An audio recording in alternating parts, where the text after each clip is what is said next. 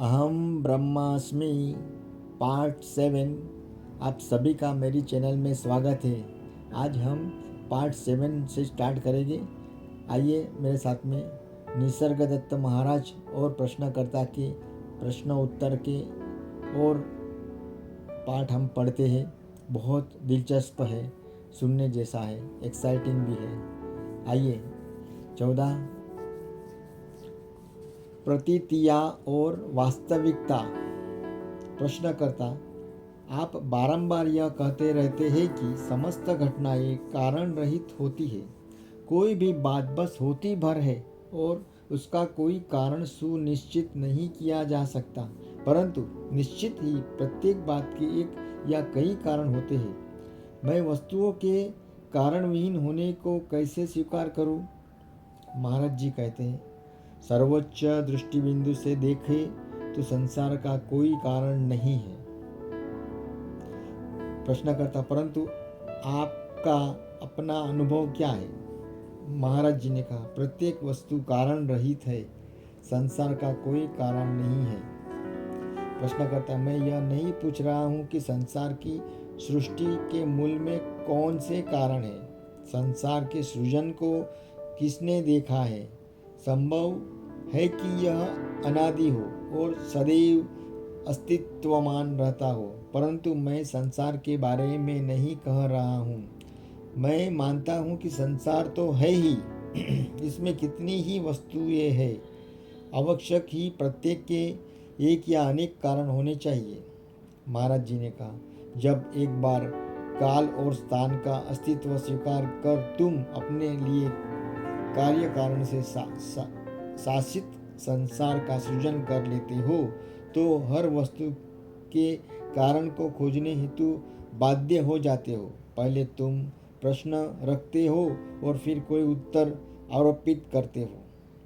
प्रश्नकर्ता, मेरा प्रश्न स्पष्टतः यह है, मैं अनेक प्रकार की वस्तुएं देखता हूँ और समझता हूँ कि प्रत्येक के एक या अधिक कारण होंगे।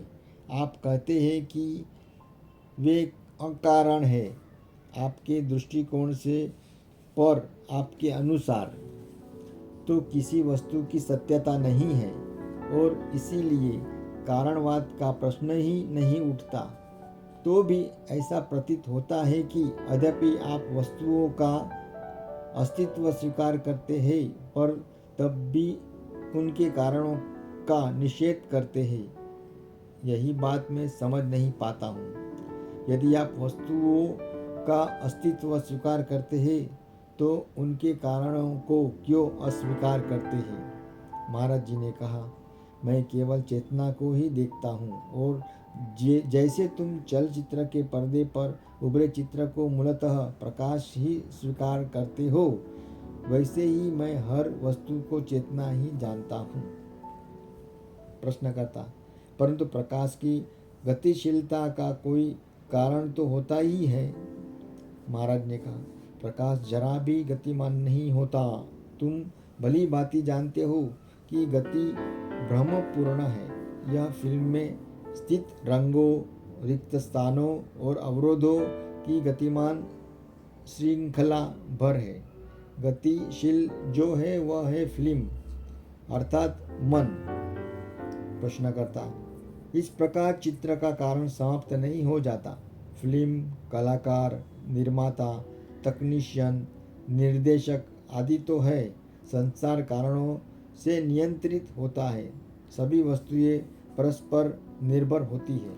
महाराज ने कहा, अवश्य ही है, सब वस्तुएं परस्पर निर्भर है और इसीलिए प्रत्येक वस्तु के असंख्य कारण होते हैं। छोटी सी छोटी बात के लिए भी पूरा विश्व सहभागी होता है। कोई वस्तु जैसे है वैसे इसलिए होती है क्योंकि संसार जैसा है वैसा होता है। देखो, तुम स्वर्ण आभूषणों का व्यवसाय करते हो और मैं स्वर्ण का। विभिन्न आभूषणों में कारणगत भेद नहीं होता। जब तुम एक आभूषण गलाकर दूसरा बनाते हो तो दोनों आभूषणों में कारणगत संबंध नहीं होता। स्वर्ण दोनों का उभयनिष्ठ तत्व होता है, परंतु तुम स्वर्ण को कारण नहीं कह सकते, क्योंकि वह स्वयं तो कुछ भी नहीं करता। यह मन में मैं हूं की तरह आभूषण के विशिष्ट नाम रूप या प्रतिबिंब होता है, तो भी सब मात्र स्वर्ण ही है। इस प्रकार वास्तविकता प्रत्येक वस्तु को संभव बनाती है, परंतु वस्तु को वस्तु की तरह स्थापित करने वाला नाम रूप वास्तविकता से नहीं आता। पर कारण श्रृंखला के प्रति इतनी चिंता किस लिए की जाए? जब वस्तुएं स्वयं ही अनित्य है, तब कारणों का क्या महत्व रह जाता है? जो वस्तु आती है उसे आने दो, और जो जाती है उसे चला जाने दो। वस्तुएं से ग्रस्त होकर उनके कारणों की जांच से क्या लाभ? प्रश्नकर्ता पर सापेक्ष दृष्टि से तो प्रत्येक बात का कोई कारण होना ही चाहिए। महाराज जवाब दे रहे हैं, सापेक्ष दृष्टि का तुम्हें क्या उपयोग है? जब तुम निरपेक्ष दृष्टि से देखने में समक्ष हो तो सापेक्ष की ओर क्यों लौटना? क्या तुम निरपेक्ष से भयभीत हो? प्रश्न करता, हाँ मैं भयभीत हूँ। मुझे यह डर रहता है कि कहीं तब मेरा ध्यान अपनी तथाकथित आवश्यकताओं से इधर उधर न भटक जाए, उन आवश्यकताओं से जिन्हें मैं अत्यंत महत्वपूर्ण समझता हूँ। सुख सुविधा पूर्ण जीवन जीने में निरपेक्ष मूल्यों से कोई सहायता नहीं मिलती। जब हमें कमीज की आवश्यकता होती है तब हम कपड़ा खरीदते हैं, दर्जी के पास जाते हैं, और इसी प्रकार।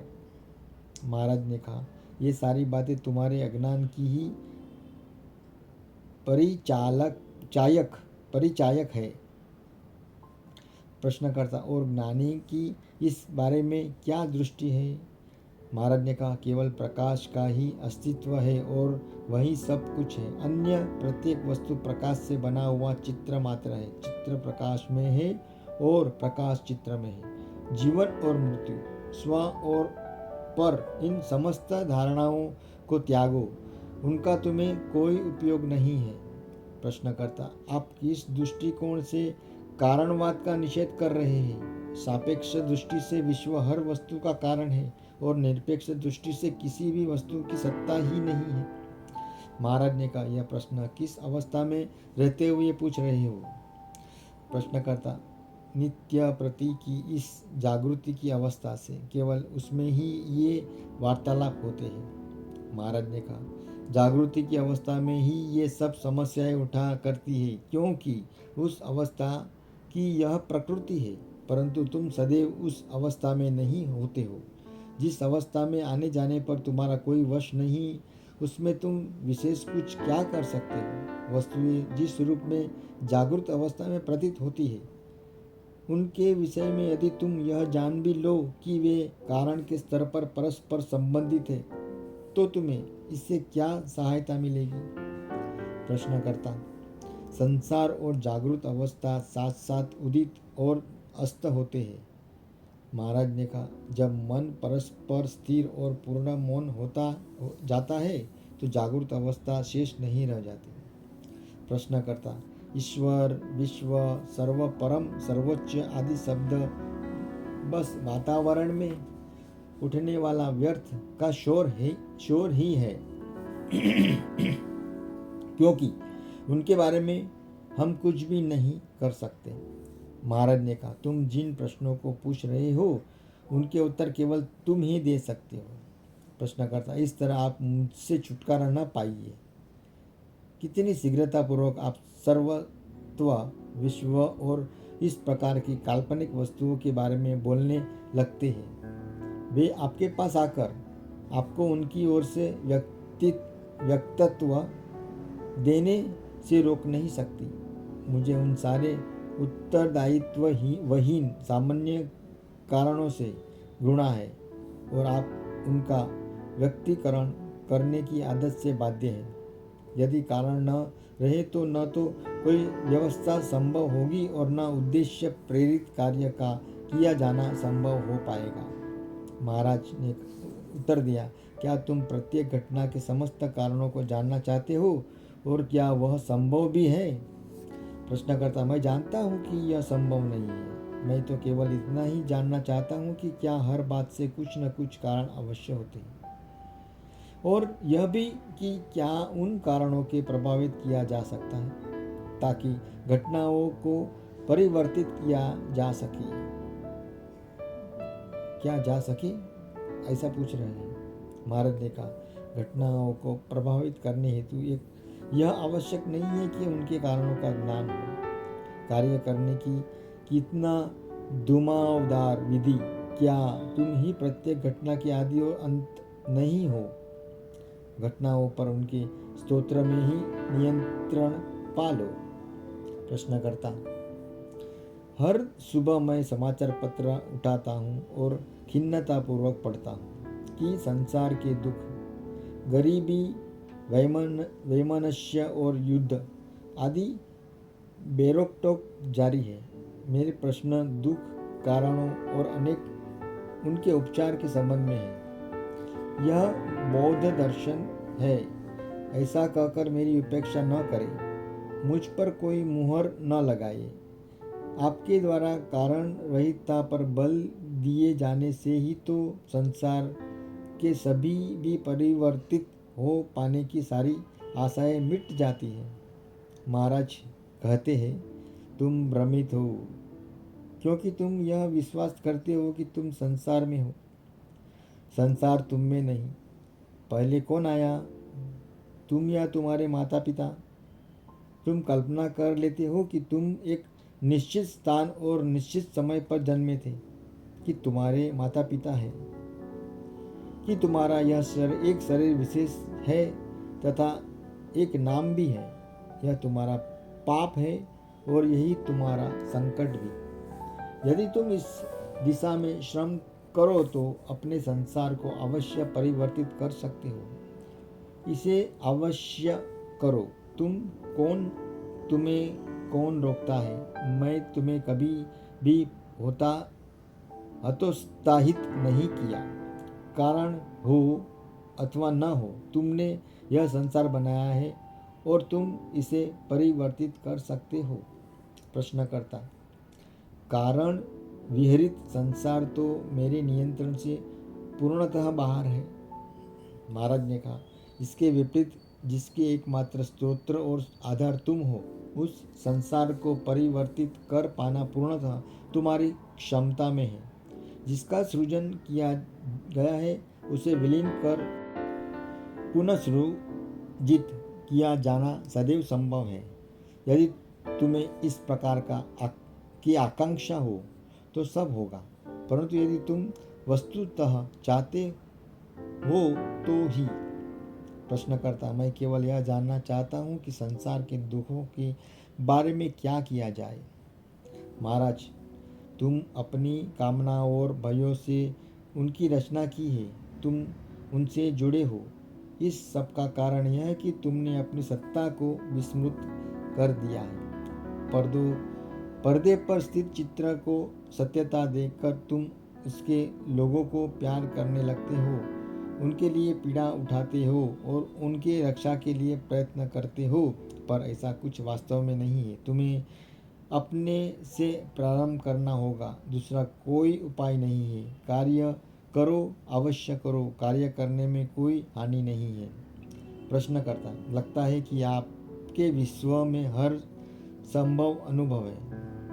इसमें व्यक्ति कहीं से भी यात्रा प्रारंभ करता है और सुखप्रद तथा दुखप्रद अवस्थाएं अनुभव करता है। इससे प्रश्न और खोज उत्पन्न होती है, जिससे कि दृष्टि विस्तरण हो जाती है तथा व्यक्ति को उसके संकीर्ण और स्व निर्मित, सीमित और स्व केंद्रित संसार से बाहर आने में सक्षम बनाती है। इस वैयक्तिक संसार को परिवर्तित किया जा सकता है काल के अंतर्गत समय के साथ, पर विश्व काल रहित और परिपूर्ण ही है।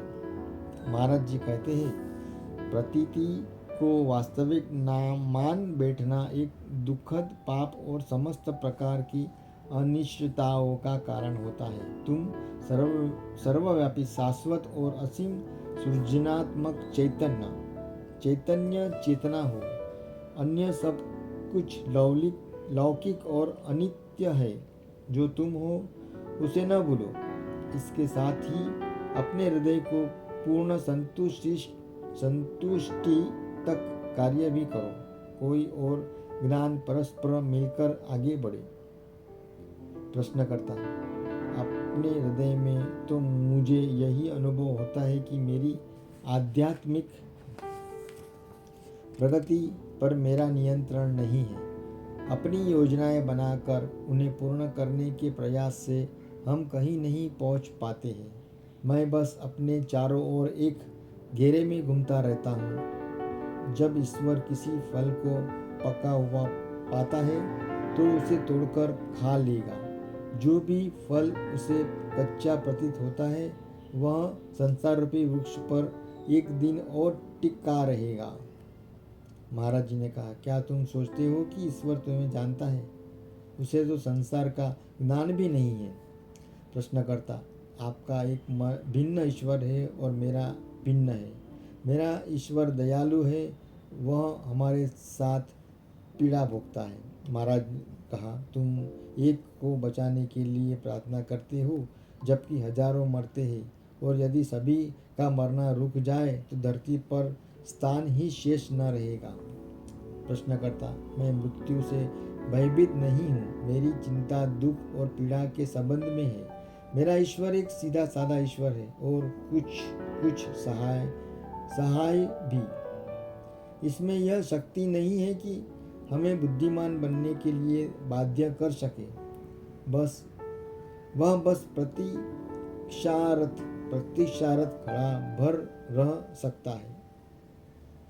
महाराज जी ने कहा, यदि तुम और तुम्हारा ईश्वर दोनों ही असहाय है तो क्या इससे यह सिद्ध नहीं होता कि संसार संयोग जनित है? और यदि ऐसा ही है तो जो एकमात्र कार्य करने में तुम समर्थ हो वह यही है कि इससे पार चले जाओ। मित्रों, आज का पाठ हमारा यहीं पर ख़त्म होता है। फिर मिलेंगे हम कल। आप सभी ने मेरा जो ये प्रोग्राम शांति से सुना उसके लिए आपका बहुत बहुत धन्यवाद। हमारे निसर्गदत्त महाराज जी के कुछ चित्र मैंने आज पाए थे गूगल से, वो यहाँ पर स्थापित किए हैं। अगर आपको अच्छा लगे तो मुझे बहुत आनंद होगा। हम मिलेंगे कल वापस। हरिओम, धन्यवाद, हरे कृष्ण। यदि आपको मेरा यह प्रयास अच्छा लगे तो प्लीज़ मेरे चैनल @जीवनरथ_अनिल को प्लीज़ लाइक शेयर और सब्सक्राइब कीजिए। आपका बहुत बहुत धन्यवाद। हरिओम।